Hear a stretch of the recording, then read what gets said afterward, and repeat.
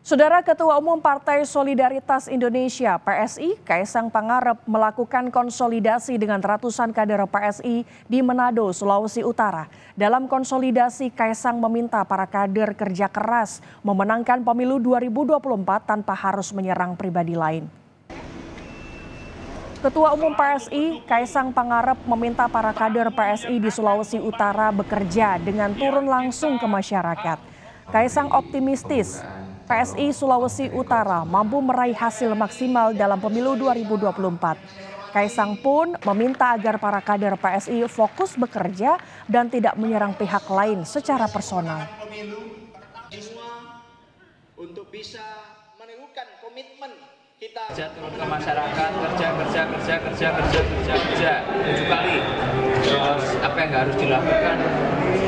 Kita nggak usah nyerang orang lain.